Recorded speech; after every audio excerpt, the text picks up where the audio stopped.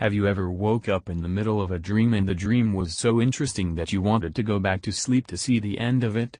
If so, what was the dream?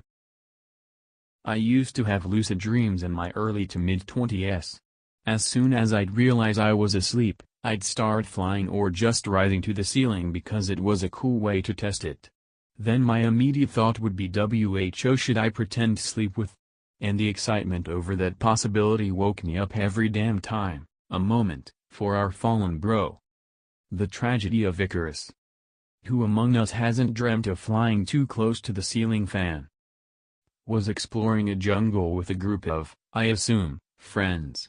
We ended up discovering some kind of temple, but it was dark so we decided to set up camp. I was charged with gathering dry wood and leaves for the fire. While macheting my way through vines, I heard my name being screamed by one of the group members in a terrified way, repeatedly. Woke up to see my mom yelling my name and to get the fuck up already. I never found out what that temple was. Edit: I have never watched any adventure movies like Indiana Jones or Jumanji, nor have I played any Uncharted game.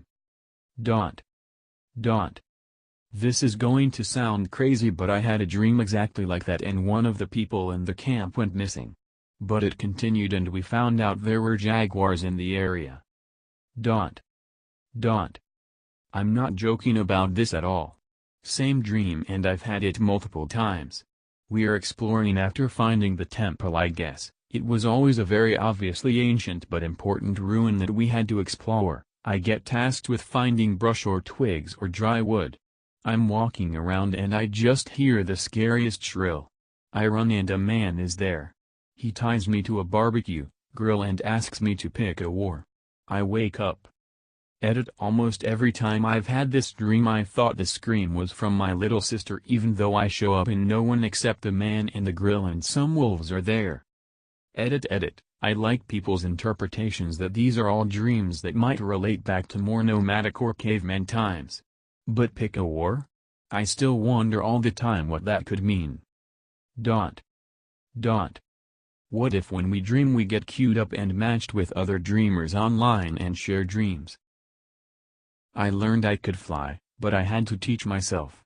Woke up right as I was gearing up for the big test to see how high I could go. Forced myself back to sleep and let me tell you flying in a dream is way too fucking fun. I always have dreams where I can fly for about 2 minutes until I realize how cool it is. Then I fall to the ground and can't figure out how to fly again. It's very frustrating. That's because you're thinking about it.